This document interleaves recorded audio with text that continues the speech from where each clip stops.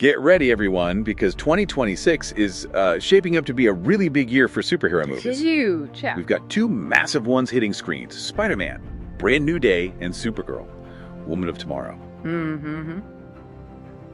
Okay, so let's unpack this a bit. This isn't just, about seeing new films. It feels like a real-time experiment, doesn't it? How studios are trying to revitalize these superhero stories. That's exactly it. And what's fascinating, I think, is how fundamentally different their strategies are. Like, really divergent ways to keep a franchise going today. How so? Well, with Spider-Man, you're looking at what seems like a legacy-driven reset. Basically, hitting refresh on a hero we already know well. Okay. But then Supergirl. That looks like a high-stakes, almost auteur-driven artistic bet, a big swing on a specific creative vision. It's really like two competing philosophies playing out. Interesting. Okay, let's kick off with Spider-Man. Brand New Day, then. You called it a strategic soft reboot. It's pulling its name from that really debated 2008 comic arc, right? Brand New Day. It absolutely is. And that comic run, you remember, it followed the whole infamous One More Day thing. Oh, yeah. Where Peter Parker's marriage just got erased. Pretty controversial stuff. The idea back then was to restore his, quote, relatable appeal as, a struggling single guy. Right, so the movie title is a signal.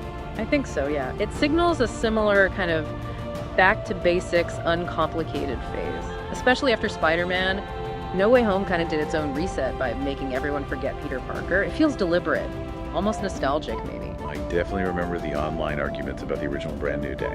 Wow. So this back to basics idea is not just the title, is it? The film sounds like it's aiming for a more street level feel. Yeah, descriptions mention a grounded emotional story. There are rumors of a sort of campy tone, maybe a gang war plot with villains like Tombstone and Mr. Negative. Okay, more grounded villains. And we've seen hints of the suit too, right? The new handmade look. Exactly. It visually backs that up. It looks like it lacks the stark tech. But interestingly, it keeps the emotive lenses. It's like it symbolizes Peter building himself back up from scratch, maybe using some old tech he still has.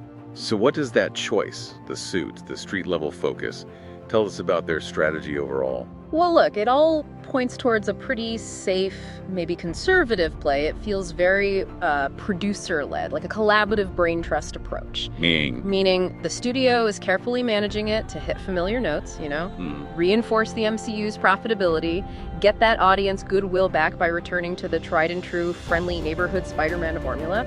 After all the multiverse stuff, maybe they feel audiences need that comfort food. But is it really that safe? I mean, revisiting a name tied to such a debated comic storyline, are there risks there, even with the producer-led team? That's a fair point. While Brand New Day sounds like a fresh start, yeah, the connection to the controversy of One More Day could potentially stir things up again if they're not careful. It's a calculated risk, I suppose.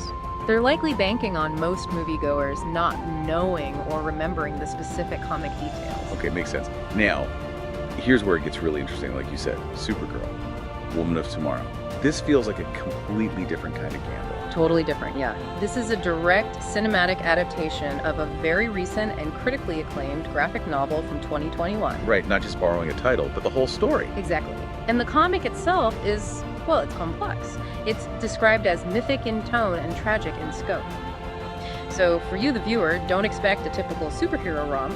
It's actually inspired by the classic Western true grit. Wow, okay. Yeah, it follows a kind of disillusioned Kara-Zor-El Supergirl and this young alien girl, Ruthie, on a quest for vengeance across space.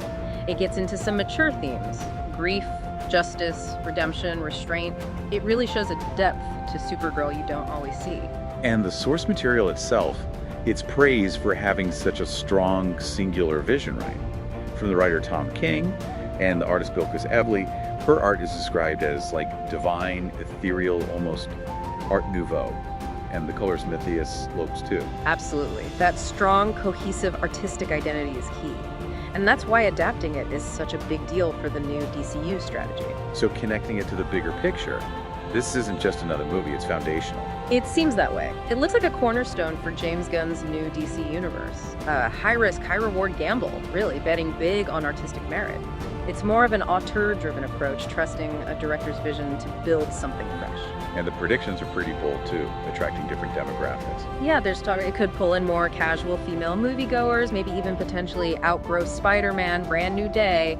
The goal seems to be breaking new ground, not just playing the hits. Okay, so wrapping this up, Yeah. what does this all mean for you watching these films? It really feels like we're seeing two very distinct paths emerge for the whole genre. We are. One path is, reinforcing what works, using nostalgia and a proven formula within an established franchise.